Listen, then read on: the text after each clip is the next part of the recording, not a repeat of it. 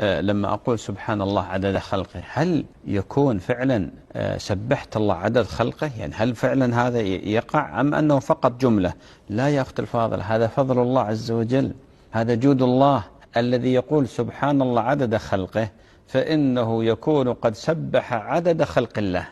ولك أن تتصوري كم عدد خلق الله مما نشاهد ومما لا نشاهد. ولذلك لما نقول سبحان الله عدد خلقه، سبحان الله رضا نفسه، سبحان الله زنة عرشه، سبحان الله مداد كلماته، الله أكبر، مداد كلماته.